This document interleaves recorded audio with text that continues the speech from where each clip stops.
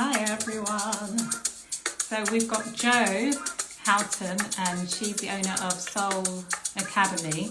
Really excited to hear about her life story, her spiritual journey. She's an amazing lady, really determined, and I'm really excited to have her on. So she's here already. She's very prompt. You're very prompt, Jo. So I'm gonna just add you now. Okay. Have you got that? Oh, hi. How are you? Okay. Good. I'm good. Let me just turn down this music. Perfect. So, great. Very prompt. Well, I play some music at first, but yeah, it's great to have you here. Thank you. How are you doing? I'm all right, thanks. Yeah. Hi. Pardon? My friend Jessica, she's just popped on. Oh, okay. Lorraine. Yeah. Oh, that's great. That's great that they're here. Because I wanted to get you on here because I know oh God, when did I first meet you? I met you, God, October, November, was it? Yeah, October, November. October, November, and you told me some of your story, but I kind of was like, oh, you've been through a lot, you've experienced a lot. Yeah. With Seoul Academy, you do so many different things. You offer so many training, treatments, and things like that. How's that going now at the moment? Yeah, it's going really well. Obviously, Boris is interfering with everybody at the minute, but yeah, opening up again tomorrow officially. Yeah. Oh, that's yeah. Well, yeah. with the training and everything. Yeah, just obviously just the training, but yeah. So tomorrow I'm back in action. Good. And how have you found like everything with the pandemic? I suppose like everybody, it's more frustrating than anything. Trying to like keep yourself occupied, keep your spiritual practices going, trying not to get engrossed in Netflix and switch off from everything that you've learned. Trying not to drink too much beer, overeat. Yeah. This time round is not as much fun as obviously when it was nice and sunny last year, but yeah. Lockdown 3 has been a little bit more trying, but test. But it's been a good. Well, I'd say now, it's been a good test, I suppose. Yeah. Okay, so I want to know. Everybody that's watching that doesn't know you, can you explain like what you do at Seoul Academy? So, Seoul Academy, I've been doing this since 2018. I'm basically a fully accredited holistic training academy. And I teach, I think at the last count, it was 19 training courses in total. Wow. So, yeah, I actually made a pact with myself that I was going to become a teacher or master teacher of everything that I use to heal myself. And last year, that goal became a reality. So I now teach, let me get this right, spiritual life coaching, sound practitioner, sound bath facilitator, Tibetan bowl healing, angelic Reiki, Usui Reiki, crystal healing, soul plan, meditation and mindfulness. And I'm about to add, because I've just qualified in colour therapy. Oh, wow. I'm about to add colour therapy practitioner, and I'm in the middle of my breath work teacher training. So, what's breath work? Breath work is all to do with, it's like yogis use it a lot. So breath work, it's connecting in with deeper ways to use the breath to heal, release toxins, release emotion. It's very relaxing, and it'll blow your mind as well how long you can actually hold your breath when you relax. So I'm for a minute and a half without panicking, which apparently I shouldn't be doing, having had the major brain surgery, but you know me, I just carry on irregardless of rules and regulations. But it's all good. Warrioress. Yeah. So it's mainly teaching that I offer. I do workshops for beginners. So angel oracle cards, introduction to sound. I do a retreat weekend, so connecting in with your highest law of attraction from a perspective of the energy centers that work through us all. How to tap into that energy, align yourself to everything that you're kind of trying to achieve and trying to seek. And then I do therapies as well. Yeah, when you've got time. What's Your favourite treatment to do or training? Teaching wise, I suppose really I love everything, otherwise I wouldn't teach it. But I think my passion really is sound has to be my number one. In terms of treatments, I'd say angelic Reiki, and so even kind of not a therapy, but it is a therapy. It's just not therapy like you would view therapy. You don't like to say. Yeah. So but what do you like most about sound therapy? Sound. So for me, if you reduce us back to outside of this physical body, we are pure frequency and vibration, which is what sound is. So if you like, we are sound, which is why it's like the oldest and most powerful form of healing. So sound for me, I'll put it this way, I can tell when I've not taught it for a while. So in lockdown, I knew when, like probably within a week and a half, got my Tibetan bowls out at home. I actually went back to work at one point, picked my crystal bowls up. I would have brought my gong home had I not irritated the neighbours. But with sound, it's just so cleansing, so powerful. It helps you to connect in with yourself. It releases all kinds. It calms me more than anything.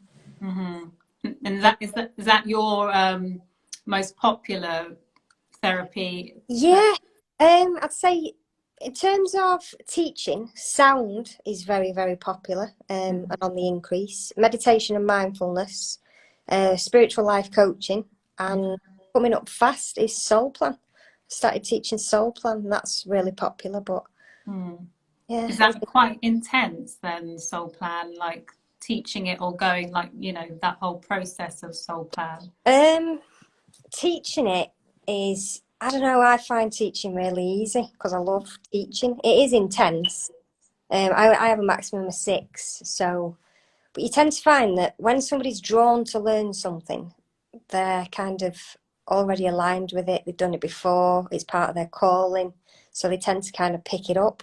Obviously, everyone learns at a different pace, but yeah, Soul Plan's intense. Everything really is intense when you teach it, but Soul Plan can be quite deep, especially when you've got 6 people in the room who channel differently and the different energies that you're working with. You go home feeling quite exhausted after that. Whereas with sound, you tend to get a clearing and a balancing because you're in those frequencies and vibrations all day, every day. So, but yeah, everything's exhausting, but in a pleasant way. Yeah. Well, a little bit later on, I know we're going to talk about Soul Plan. Yeah. And also, are you okay with doing like the mini, like doing a couple of like? If someone wants to give me a name, I've got the software because it'll take me too long to work it out manually. It'll take probably 15 minutes of this session. So yeah, I can put it in my my software and it'll pull up the energies and the numbers, and I'll just give you a quick reading. For those who want a bit of a reading with Soul Plan, it can be quite intimate. So if you don't want the public to hear private things about you, then I wouldn't volunteer for one per day. Okay, perfect. So we'll talk about that a little bit later. I just want to know about your spiritual journey and how that started. Okay, so I suppose my journey, like everybody's, begins when you're born and you forget where you come from, don't remember where you've come from, and we all go off down our own little paths and making mistakes. And probably me more than most, I've made more mistakes than I have successes, should we say, or the successes I have made, I've kind of stumbled into them. But I was born in 1979 to a very young mum, and I suppose for the first 11, 12 years of my life, there was very much lacking in love. I grew up feeling empty, lost, like I didn't belong, like I wasn't loved. And as a kid, you're quite resilient and you kind of just bounce through things. You develop coping mechanisms. You just get on. And then it was probably in my early teens where I started to notice that there were things wrong with the way I thought, the way I felt.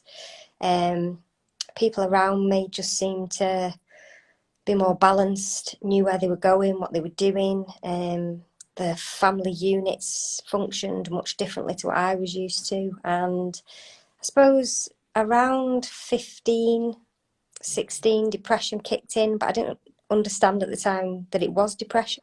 That makes sense.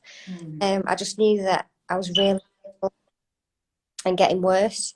I left home, ended up navigating my way to alcohol and drugs, which is not one of my best moments, but hey, it got me to where I am today in a strange kind of way. So I ended up addicted to drugs from the age of probably 16 and a half to about 18.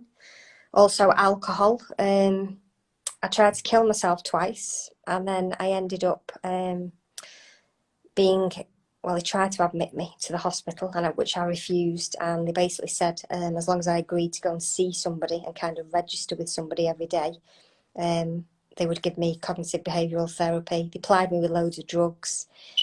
And it probably took me about 6 months to kind of turn that around and start to feel more driven and determined in the right direction, if you like. So from there, I enrolled at university, which was, at the time, it was like, Jo, what are you doing? Because when I was at school, I really wasn't the brightest bulb in the box at all. I went to university. I somehow managed to win Student of the Year award and went on to do my degree in a year. First student to achieve that at Manchester, which kind of like blew my head because I genuinely spent most of my time in the student union or playing football. So it was by mere miracle that my brain started functioning. So anyway, this achievement kind of gave me drive and determination. And from there, I went on to join the police. And once I was in the police, it kind of started to go downhill again because it wasn't the best environment for me, if you like, with all the, it was just very negative, and my depression came back with a vengeance. Whilst all this was going on, I was dating men that kind of replicated the role models I'd had in my younger years, and I just ended up severely depressed again with bulimia. Cut a long story short, lost my job, had to declare myself bankrupt, and basically I had to start again. I went to Canada to become a ski instructor. The universe had better ideas. I fell off a chairlift, snapped my left leg in half, and had to come back home with my tail between my legs just 10 days later. And then I basically got a job working with an agency, found the law of attraction, which I'm sure everybody's heard of. That was in 2011.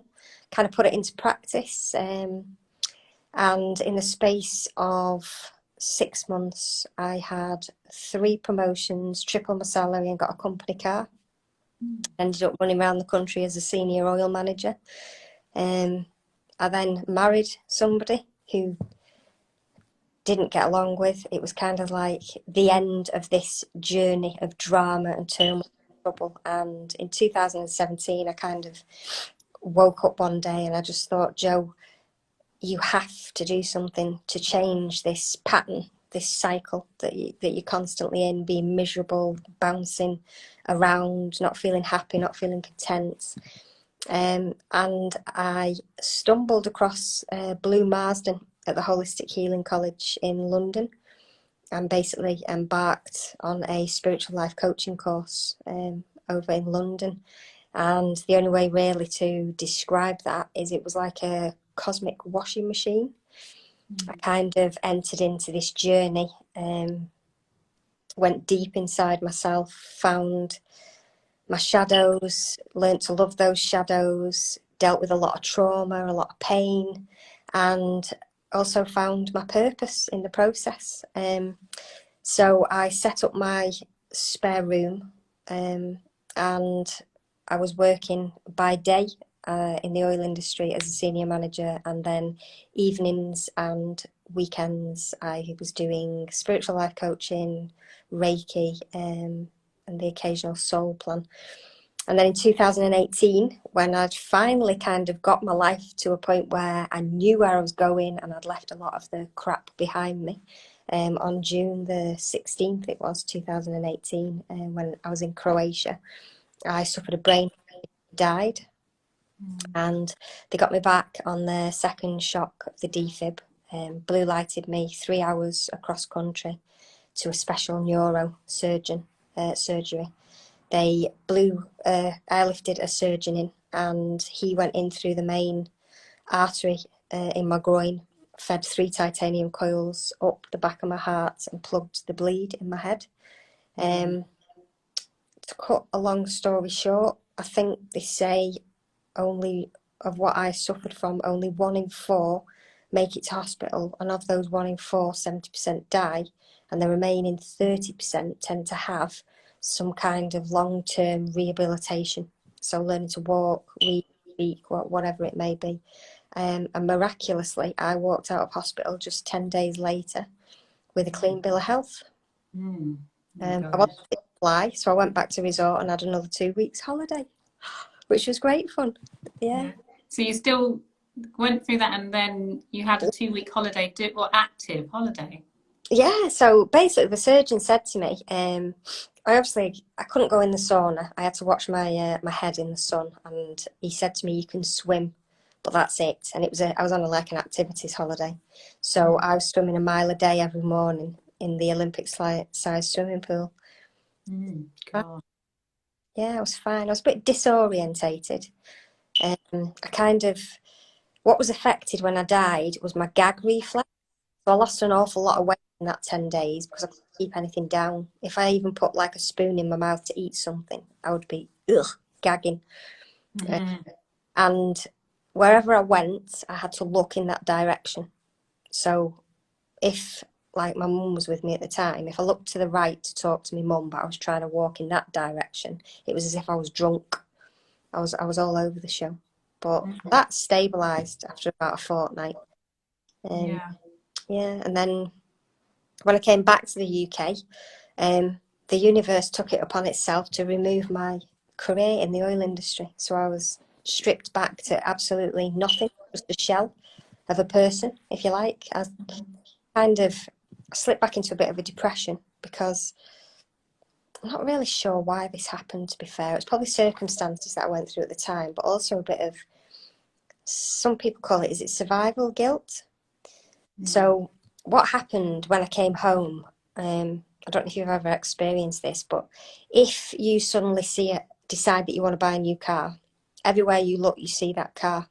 You experience that?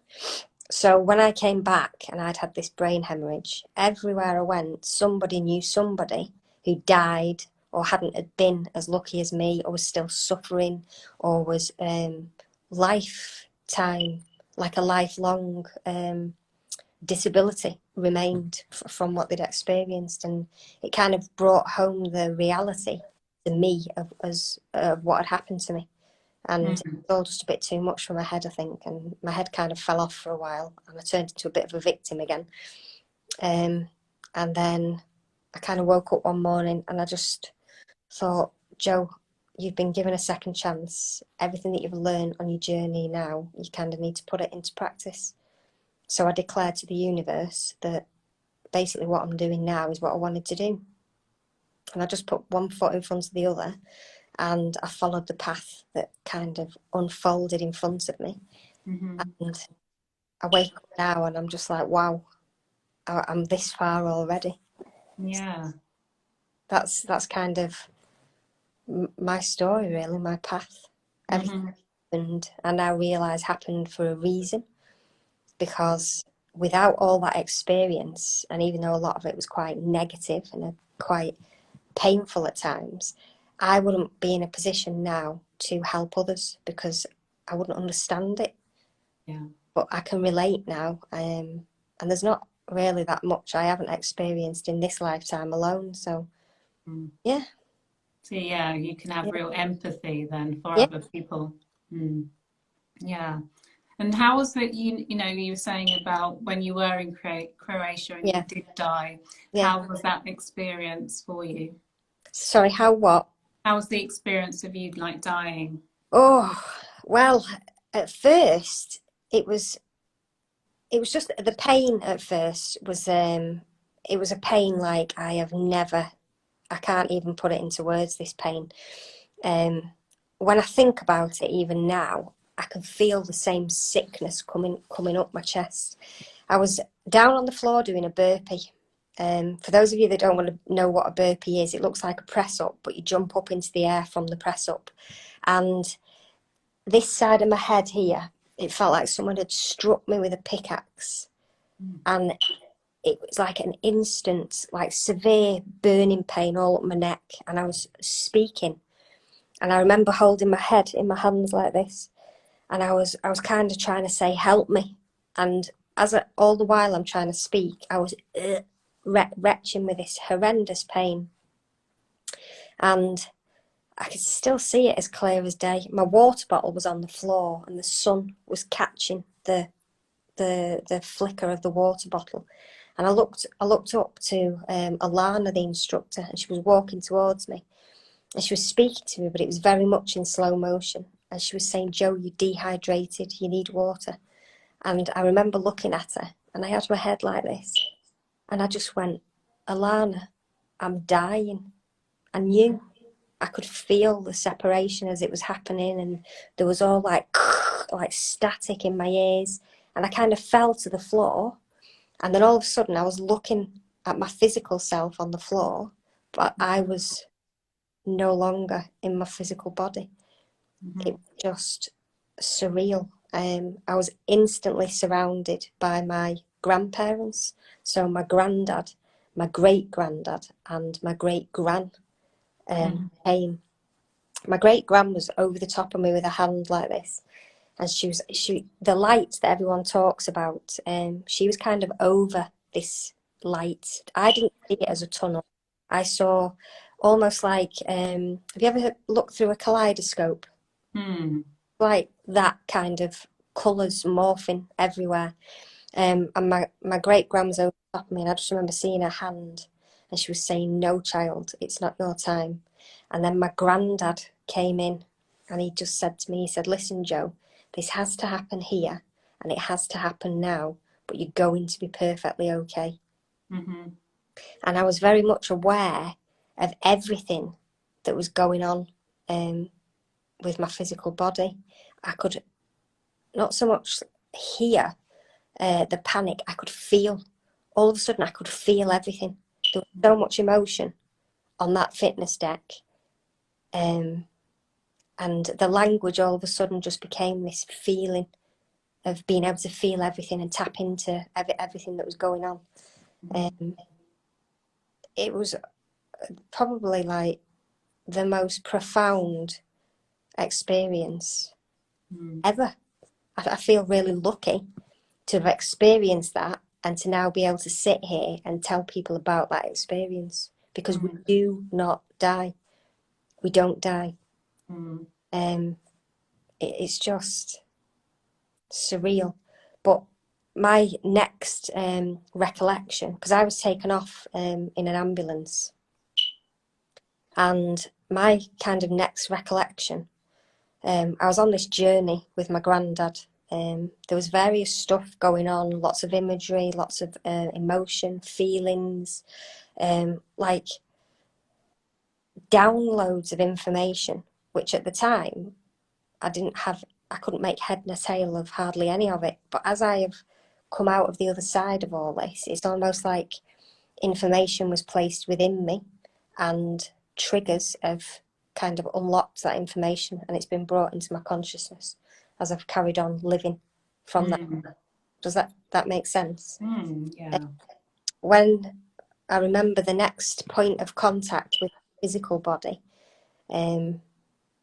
I was in the intensive care, and I could see a figure stood in front of me, and a male voice, and he was talking.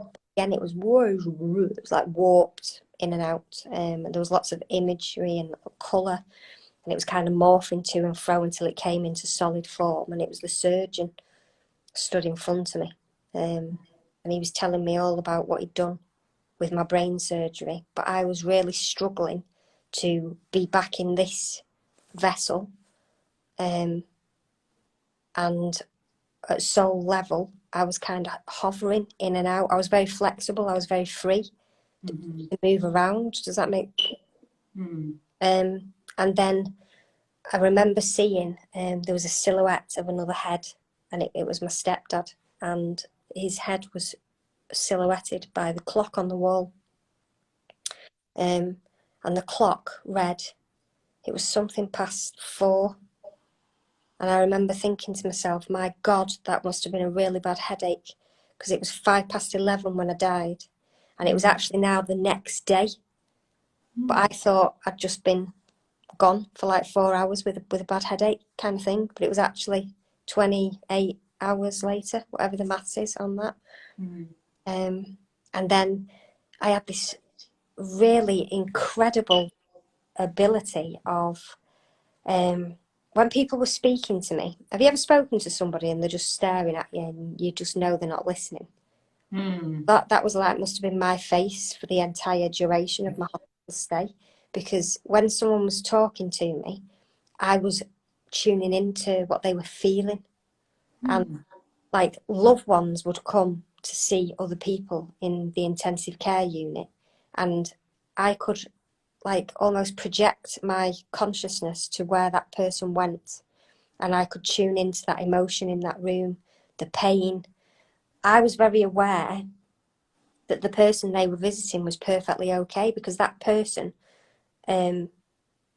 like at soul level, that was a body that the people were looking at, but at soul level, that person was healthy, that person was fine, that person was in the room. But the family could just see somebody hooked up to a machine, or it was all just bizarre. So everything kind of made sense when you were in that state. Yeah.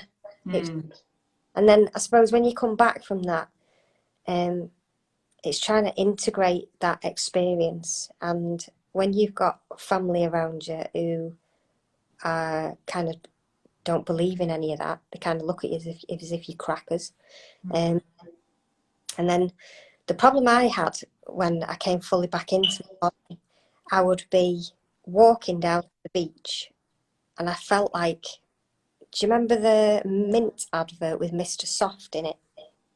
All the limbs were dead, wibbly. What I felt like that, like my energy was coming out of my limbs and my legs, and yeah, it was really ungrounded, very surreal. It took me an awful long time to fully integrate, but then I was connected on a level that is just, I can't really begin to explain to people. It was an unhealthy level, if you like, because I wasn't really present in the moment, in the physical body. And then when I did fully connect, it was like a light switch. A light switch went off, and all of a sudden, bump, I was back in this reality. And I think that's when depression hit, because I just like, whoa, totally disconnected from that experience. And I just felt dead heavy, dead weighed down. Yeah. So did you feel like when that experience, when you were in it, and you said you saw your grandma and she's like, it's not your time. Was there, because I know I hear people's experience of near-death experience and they're saying, oh, I wanted to stay, I didn't want to go, or they kind of like are trying to bargain with their relative to like, I want to stay, like I don't want to go back. Yeah, no, for me, it was just, I knew I was coming back. I knew I was coming back. There was no bargaining with me. I knew that I was coming back. Yeah. And what was your view of like your like near-death experiences before your experience of it? So obviously you hear about people's deaths and people dying and these miracles and what have you, and near-death, I'd never really looked into any of it until it happened to me. And I would always just think with anything, not just death, but with anything, when anybody has like any kind of miracle happen to them, I always think that had never happened to me. I'd be the one that died, or I'd be the one that this, or that kind of stuff was something that happened to other people and not to me. Does that make sense? And I used to hear her stories, and when I was a kid, I always knew that there was more. So I used to do this really weird thing as a kid. I used to lie in bed and I would try and imagine nothing. And I don't know if you've ever tried doing this, but it is weird because you cannot possibly imagine nothing. Like no life, no existence, nothing. And I used to do this for like hours at night. And I used to remember thinking, why can't I imagine nothing? And then obviously, when I went on my spiritual journey, I connected in with my guides, my higher self, meditation. I had experiences, and I had this knowing inside of me that there was more to life than physical life, the physical reality, structure, everything. I'd always known that there was something more, but when I started the spiritual journey, it was kind of cemented. Then when I died, I came back with this absolute paramount knowing, and I cannot unlearn or unremember my experience. There is absolutely nothing that can sway me now from what I know, because I've seen it and I've experienced it and I've felt it and I've been there and I've come back here. Makes sense? So Yeah. it helped me to get out of my own way massively. I mean, don't get me wrong, being in a physical body, you're having a human experience. So like everybody, I still have down days. I still have days where I think, oh, for God's sake. And I start pecking my own head, and I go off on a negative tangent, and I forget to look at things as an experience, and I'll fall into victim mode. But I think I'm blessed in that all I have to do is take myself back to that time. It snaps me out of wherever I am and brings me back into now, and remembering that, life is a game, we don't die, that's not real. And instead of looking at all the negative stuff, I kind of say, right, okay, what's the lesson in this? So yeah, it's massively helped me. Yeah, I suppose it's like if things do happen, you to take yourself back, you're remembering actually who you really are. Yeah. Yeah, yeah. And that's so important because there's so much distraction, and to remember who we actually are can be difficult if you haven't had experiences like that. Definitely. I'm definitely, being a human, honestly, it get the better of you even when you pop your clogs, trust me. There's days where I'm like, seriously, Jo, what are you doing? And that's my dog snoring, just in case you heard that big snort. That's my dog snoring. So, yeah, I still have days like everybody else where energies will get the better of me, situations will get the better of me, people will get the better of me. And I have to, even though I have that experience under my belt, it will still take all my willpower for me to snap out of the human emotion. Because we're governed by it. It's part of the experience, and our emotions are definitely not something that we need to escape. I always used to think emotions were bad. I used to fear emotion, and what death has taught me is that your emotions are your sat-nav for this life. Whenever you're feeling negative, angry, fearful, you're out of alignment with who you are.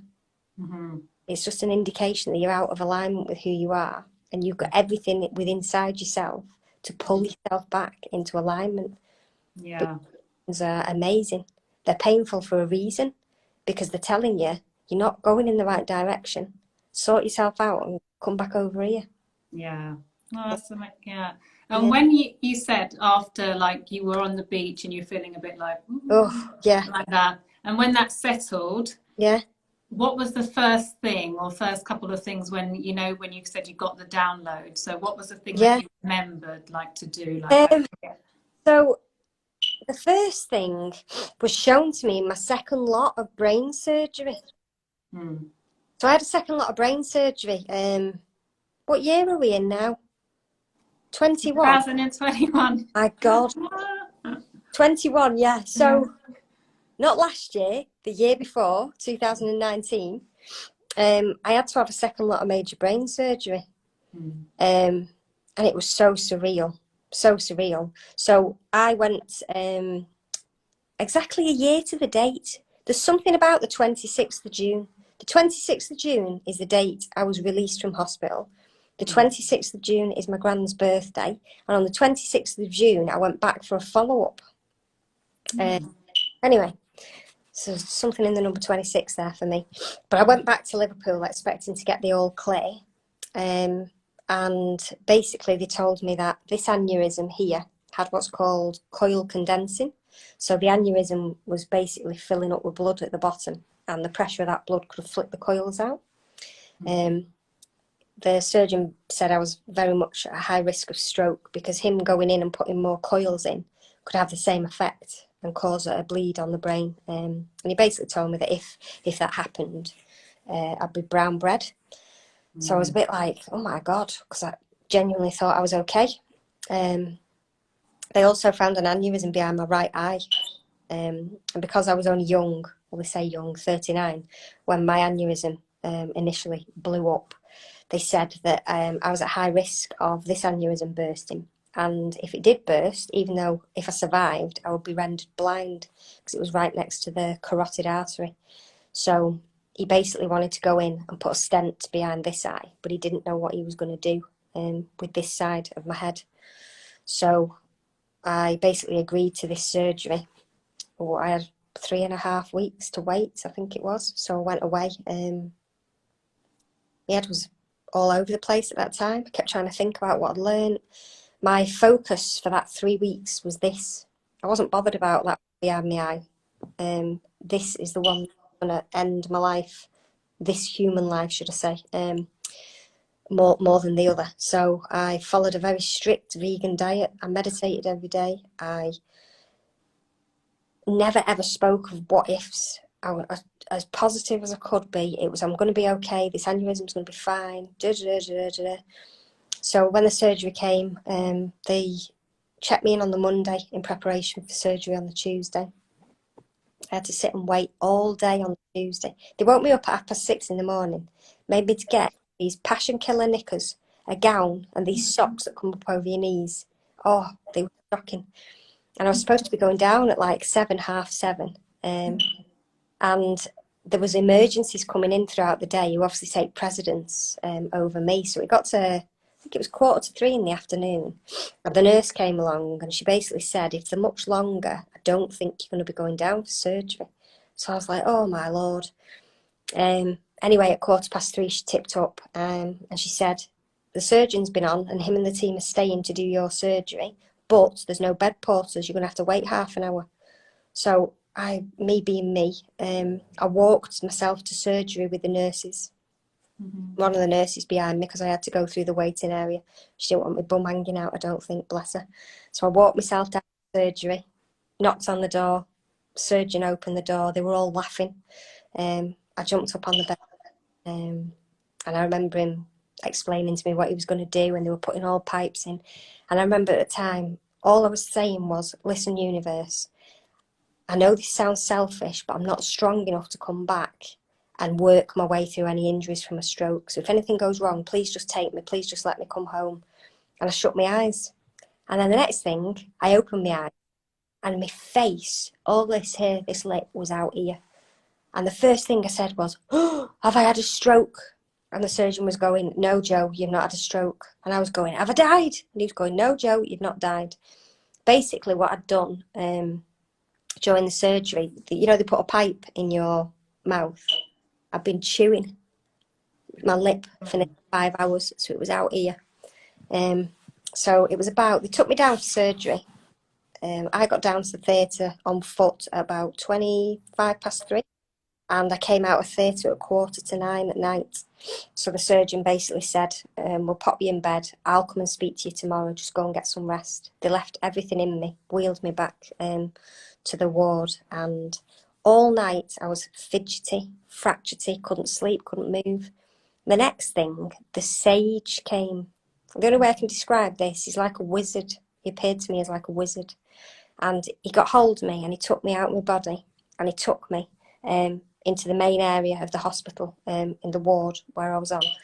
And he basically said to me, and this was before I spoke to the surgeon, he said, listen, Jo, he said, everything that's going on in your head, he said, you need to liken yourself to an antenna. He said, you have now got a direct link to source. He said, and you're here to teach and heal. He said, you have an ability to channel information and see into people. And with that information, you are then able to help heal them. And I remember standing there looking at him thinking, seriously?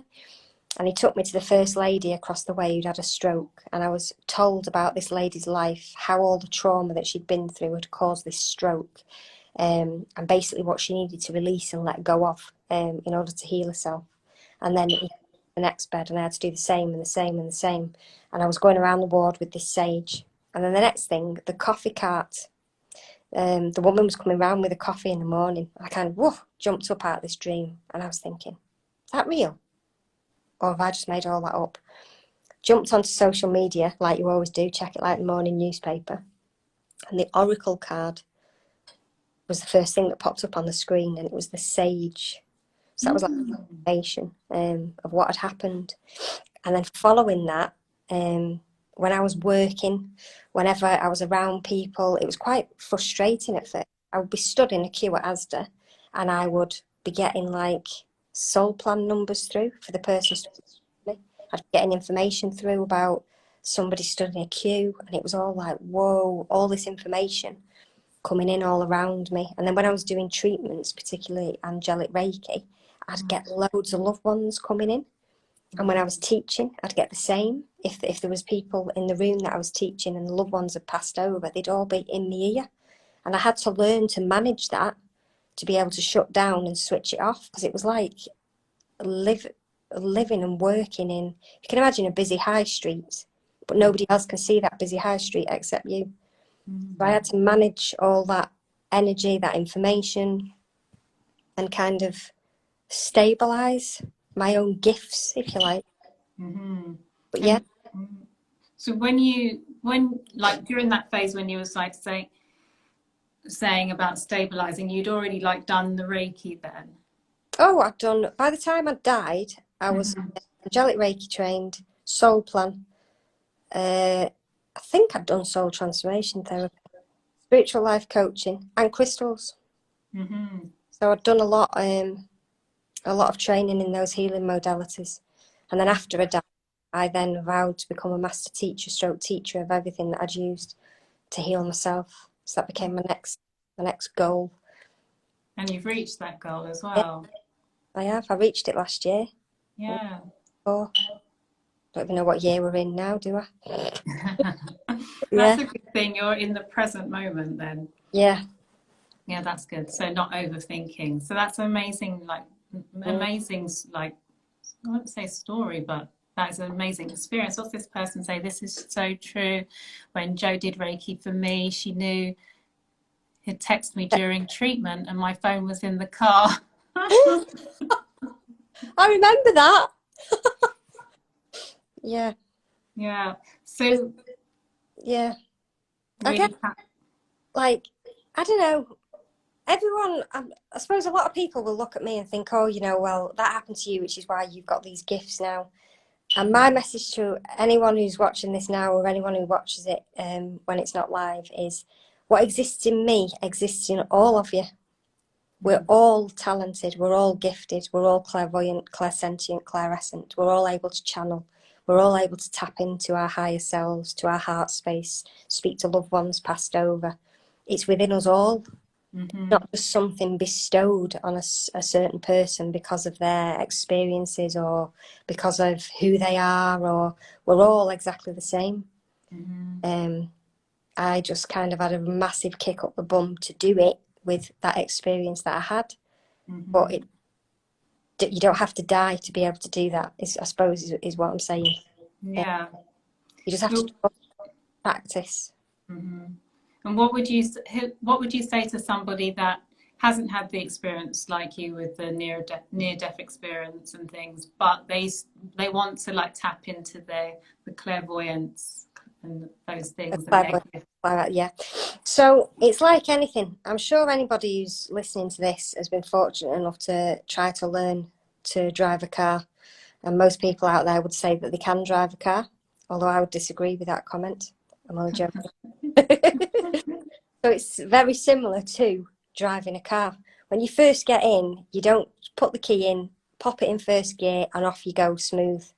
There's a lot of stalling, bunny hopping, horns being pipped because you forget indicators. It's the same process. Whenever you want to learn, and learn's the wrong word, remember is the word here, because it's already within us. What needs what you're doing when you tap into these gifts is bringing what's in the subconscious into the conscious, so you can work, so you can work with it. So once you start tapping into, if you want to channel, best way to channel is to channel yourself to begin with. Sit in, focus into the heart center, listen to whatever comes through, start writing. I don't know if you've ever heard of creative writing. Write to yourself. Clairvoyance, trying to see into things. People say, or they believe that when they are seeing things in the mind, that it's their imagination. And I giggle, because your imagination is your third eye. And that's where the saying comes from. If you can see it in your mind, you can create it in your reality. Whatever you see, your third eye, it is your imagination. I often use the analogy, these filmmakers, people who do Star Wars, Steven Spielberg, Walt Disney, they're channeling all this creativity. It all comes from the universe. They're using their gifts. But it's as with anything.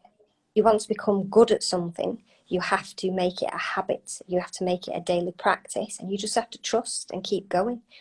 And going from being a human being to waking up to all your gifts, it's about getting out of your own way and taming the ego, if you like, because your higher self knows better.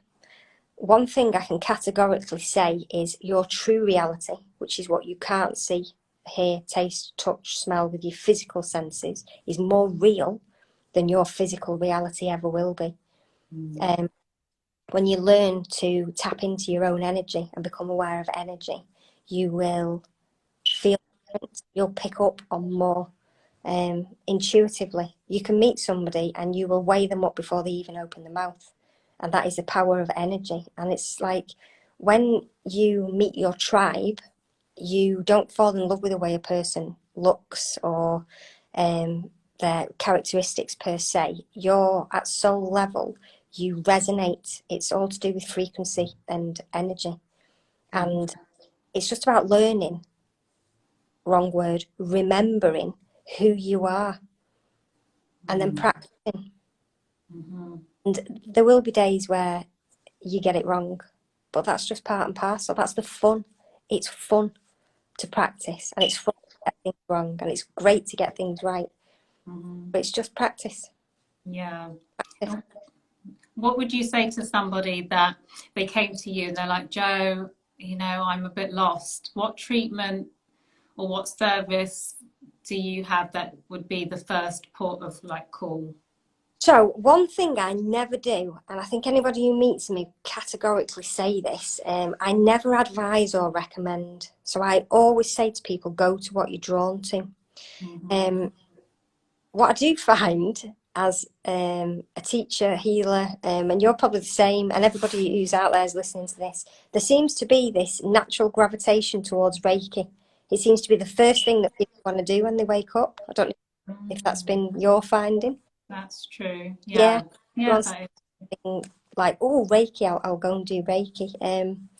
I suppose for me, I would never sway a person to do anything, but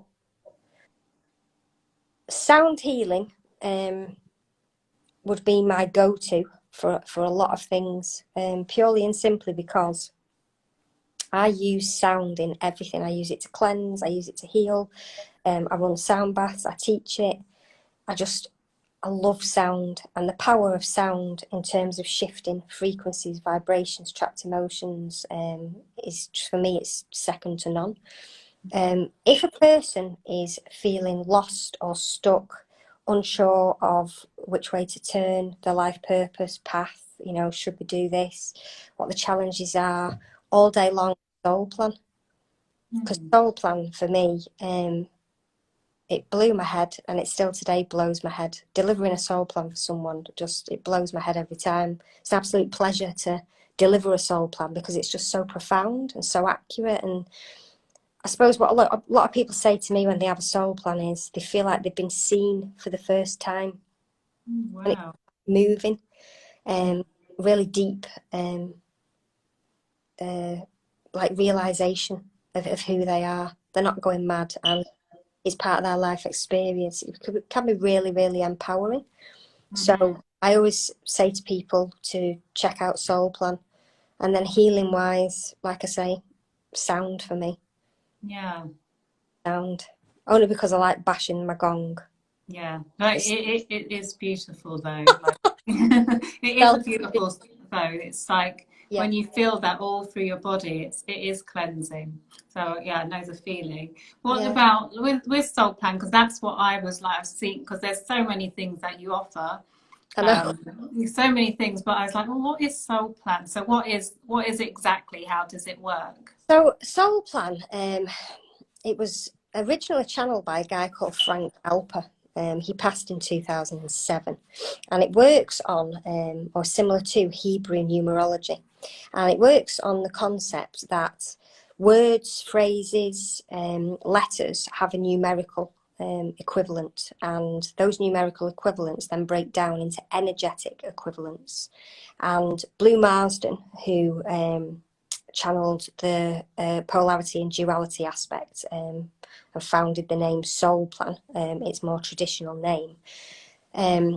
It's believed that there's 22 energies that make up all of creation, all of life, 22 energies that make up the universe, if you like.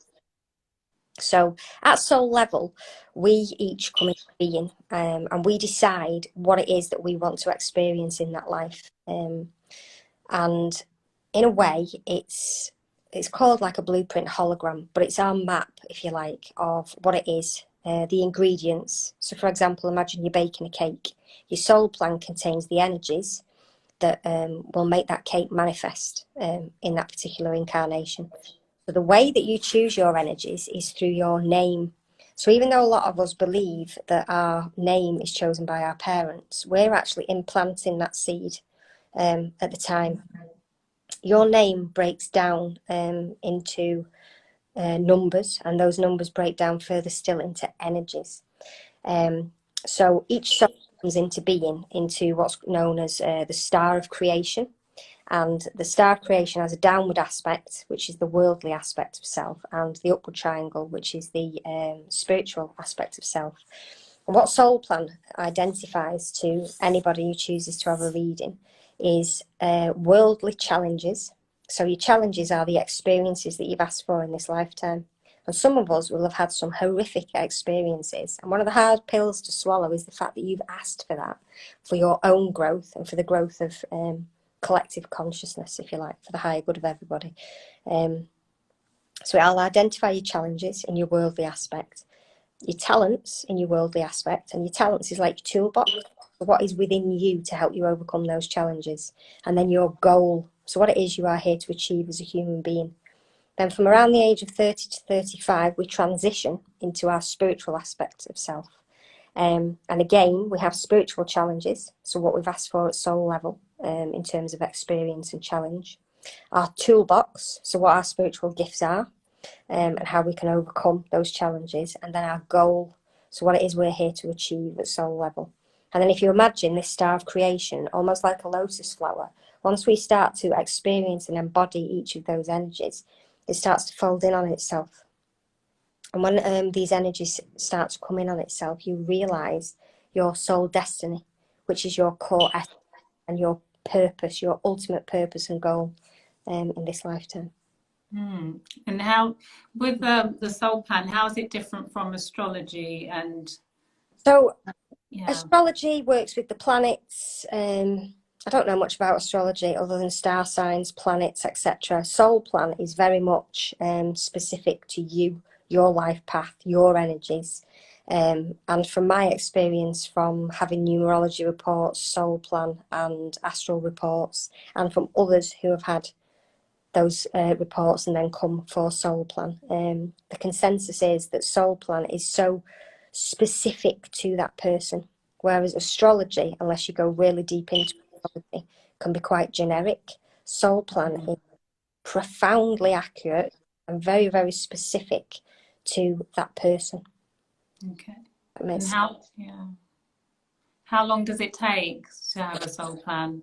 So a soul plan for me, I do soul plans probably quite differently to many soul plan practitioners in the country. So I channel and write a full report, anywhere from 10 to 12 pages. The initial preparation of that report can take me anywhere from 3 to 5 hours. And then it will take me an hour to an hour and a half to deliver that soul plan to you in person.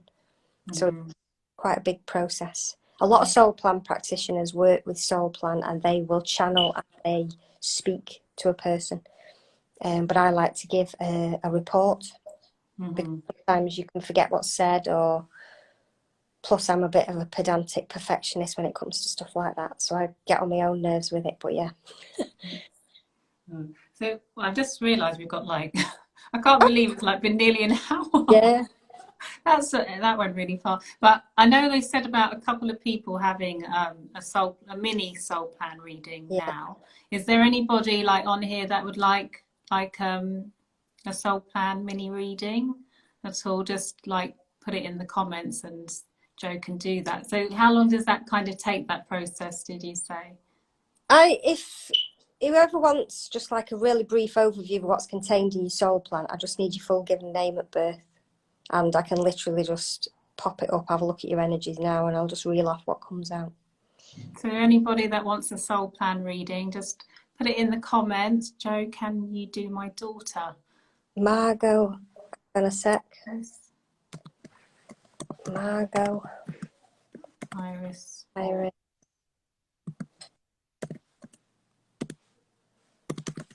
Oh, hang on, it's asking me to sign back in again. Don't you just love technology?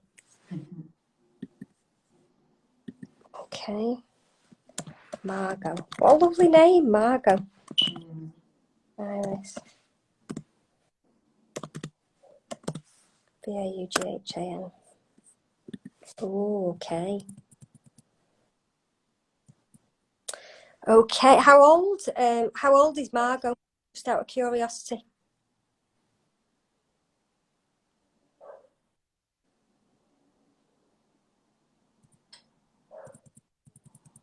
Just trying to work out where she'll be in her challenges. So you don't need the date of birth, you just need like the age. Wondering, curious how old this child is. 2. 2. Oh wow. Okay. So what we're seeing straight away, Margot has a dominant vibration of 8-8.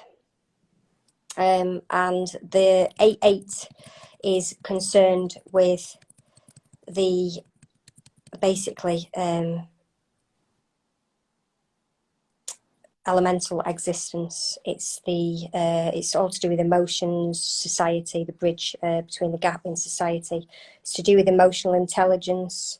They tend to be highly sensitive. They're naturally clairvoyant, able to see into people. They have this ability to kind of adapt and change their energy so that they can meet a person at whatever level they're at. They're very good with people from all walks of society. Some of the downsides of having a dominant vibration of 8-8, they can, particularly in the early childhood stage, stroke adolescence, teenagers, they can be quite stuck in their head. They can have a resistance to being here. They can feel overly emotional. They can be quite ungrounded. They can have issues with letting go of any challenges or any negative experiences they've had. They're also quite susceptible to creating energetic cords, connections to people. So if they're involved in any type of relationship, whether it be friendship or as they get older, a lover, they can end up with like a psychic connection, energetic connections to people, which can hinder them in later life. So that's something that you need to be mindful of with Margot. In terms of worldly challenges, Margot is dealing with the 11-2 energy, which is the polarity between life and death, and it's all to do with structure and assimilation. So what you might find with Margot, she's a highly intelligent soul. She'll very much operate from the logical mind. They have this ability to see into the core of any issues. They're quite good at navigating structure, but when it's in a challenge, it's the flip side of all this. So they can feel quite stuck, unable to navigate structure and society. They have this issue with life and death, whether that be a fear of death itself, or you could find that she's quite clingy and she has a fear of losing you.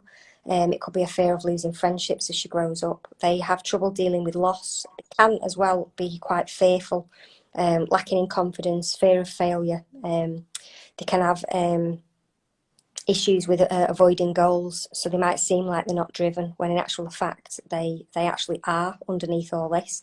Also with the 11-2s, they can be quite prone to depression and anxiety, and they can be quite dependent on other people. So just be mindful of these things happening. They generally they need to see the world from a realistic point of view. They can be quite scattered and quite airy in their thought processes.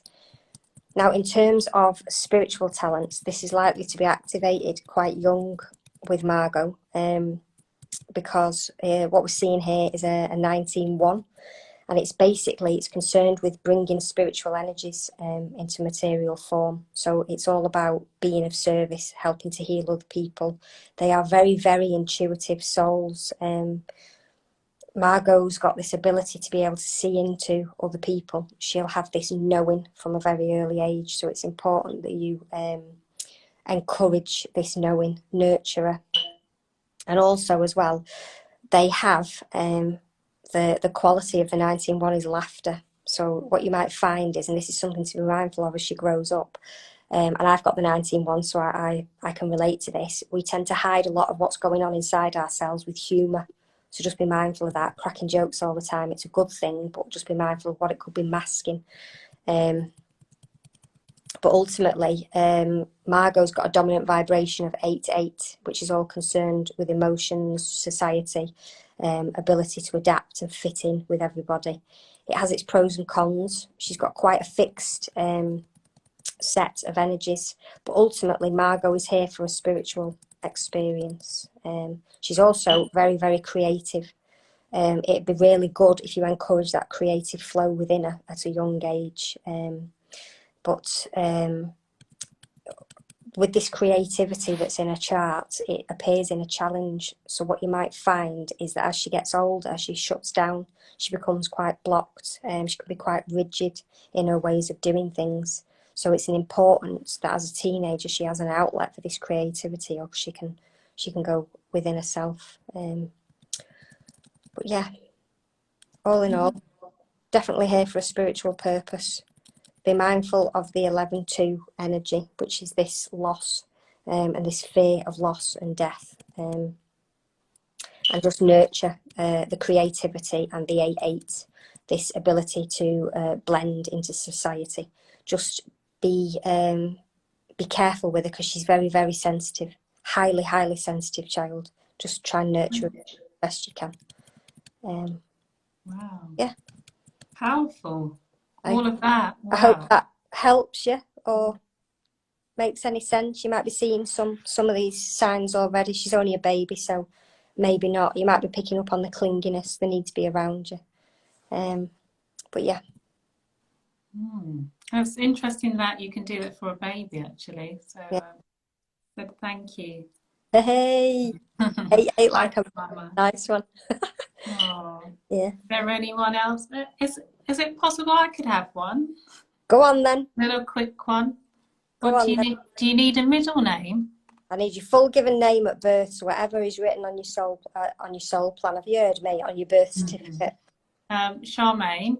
Shall I write it? Charmaine. Maine. Yeah. Colleen. COLLENE. Yeah. Sinclair. SINCLAIR. That's writing, isn't it? It's not like I wrote that. Yeah, I think so. Oh, Oh, so God. yeah, the 11-2 challenge with Margot. So your biggest challenge in this life has been dealing with loss. It's the polarity of life or death. And it's all to do with assimilating concepts and structure. So possible challenges are the actual fear of life or death, dealing with loss, whether this be friendships, your own identity, loved ones, relationships, etc. Avoiding goals, fear of failure, lack of resilience, notable ups and downs of mood, can be codependent, and you can be prone to taking on other people's issues. Yeah. In terms of talents, your energy is 10-1, which is very much a spiritual energy. So it's all to do with intuition, knowingness, high frequency. The 10-1 is actually the highest frequency vibration energy you can have in soul plan. It's concerned with, well, the one in particular is associated with the energies of Archangel Michael. It's very much a healer, great vocal expression, many spiritual gifts, potential channel, and I would say, looking at the rest of your chart, definitely service orientated.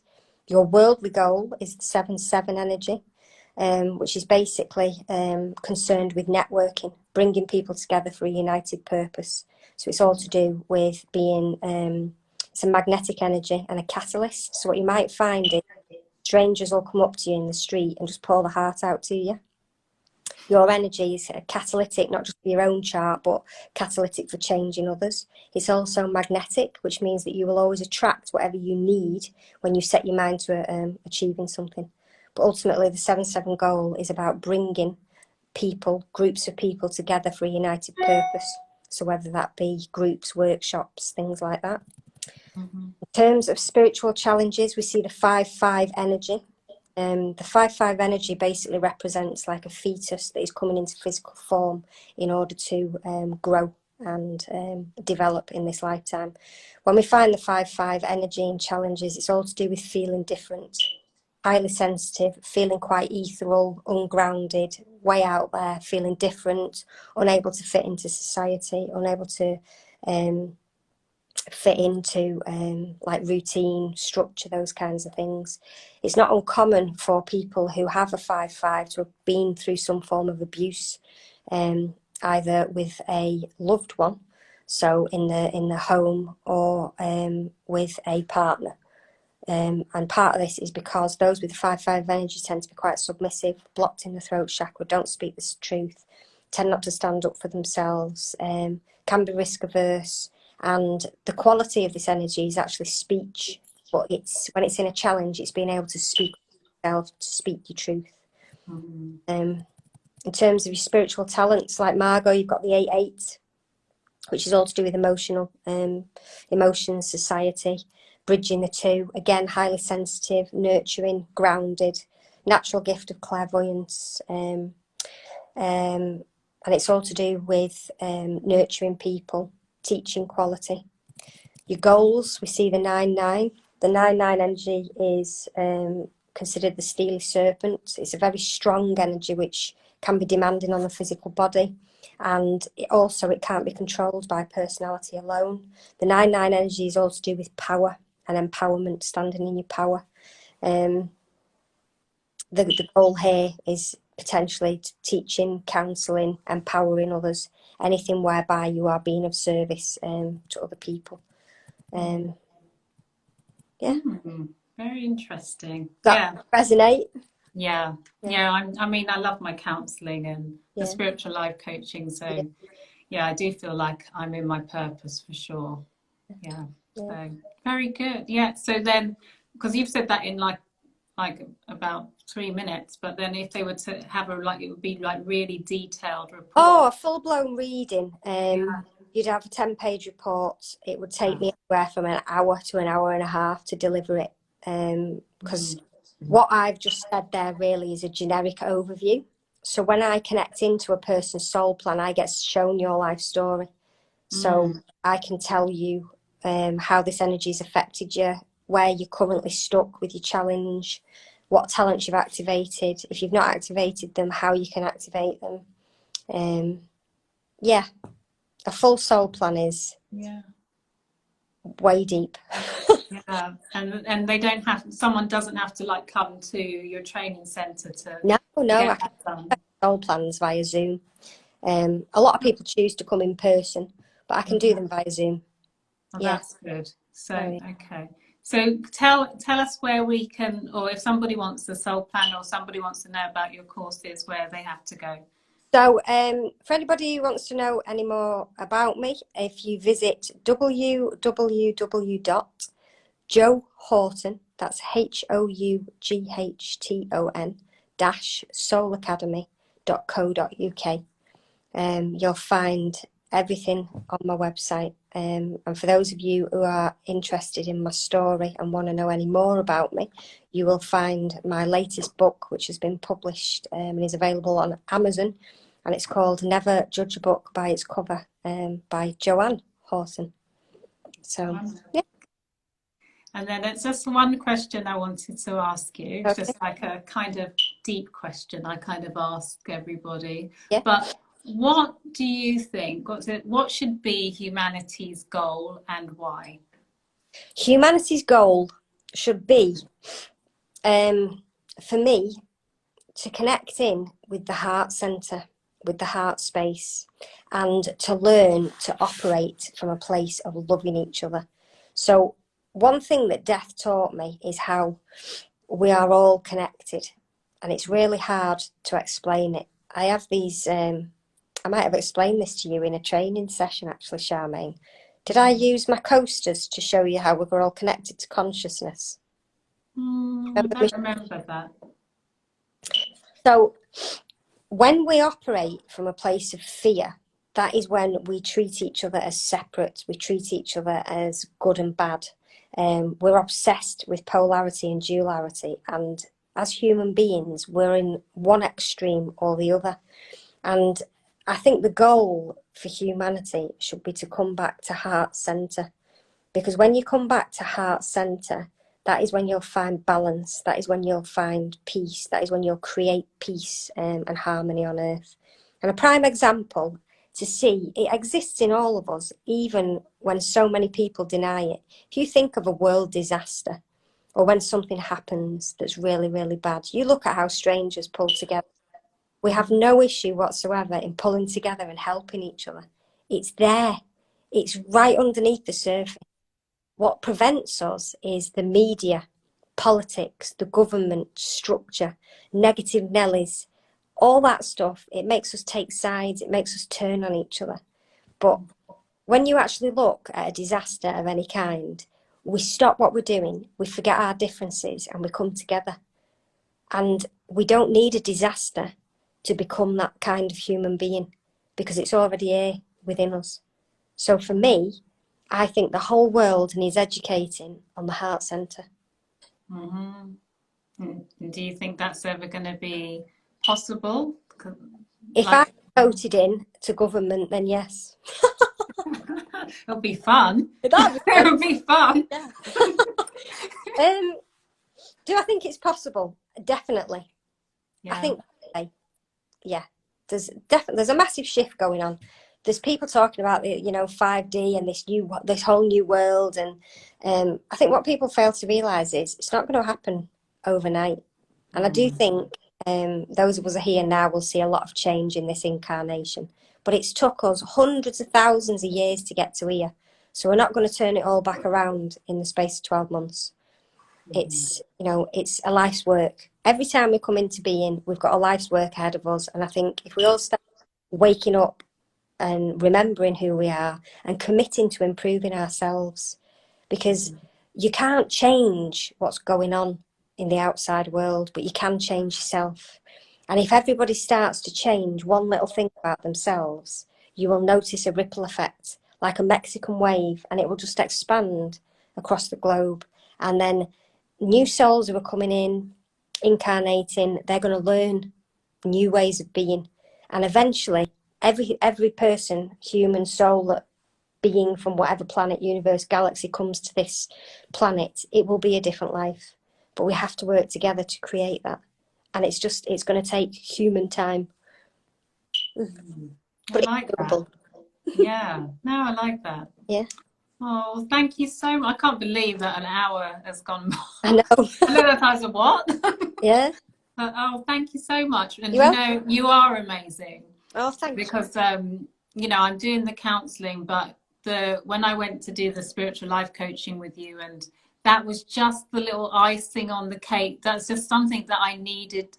It was just like a shift. And even when I went to do my course, I just said, no, you know, I'd done something at the weekend, and it just kind of just took that thing that I needed, you know, that the Yeah. counseling just didn't do. Counseling's Yeah. amazing, but it Yeah. just gave me the tools Yeah. that for me to shift that in Yeah. me. So I'm really grateful. I'm really Oh, grateful that that I found you, that we were drawn together, and yeah. I did your course because I think it's amazing. You're amazing, and what Thank you're doing is amazing too. Thank you. And thank you Okay. for tonight and for having me. Yeah, It's thank lovely you. talking with you. And what I'll do is I'll tag you in this as Yeah. well, and I'll send you the video if you want to use it. Cool. Yeah. Yeah. That's great. Well, thank Thank you. you much. And have a lovely evening. And you. And I'll keep on every morning. I look on your Facebook page and Oh, I'm dear. like, what's Jo got to? What's she got? What's she got? So when you, what's she got to? What have I? You know, a little bit of information, and Yeah. I love it. So Yeah. it's yeah. So thank you. No, thank you. And it's lovely to see you again. Yeah, it's nice seeing, and then hopefully, I mean, there's a lot of courses on. Oh, bloody hell, what should I do next? The Yeah. meditation, I would like to do the Oh, meditation. brilliant. Yeah. No, it'd be nice to have you again. Mm. And in summer this time, we can go and sit on the park outside. Yeah, because it was bloody cold before. Yeah. Oh, yeah. All right, and then was it Magpie and Mama? She said, "Oh, beautiful live session, ladies. Oh, thank you." Oh, thank you for staying with us and listening. All right then, Jo. Well, I'll speak to you soon. All right, hon. Take care then. Bye. Bye.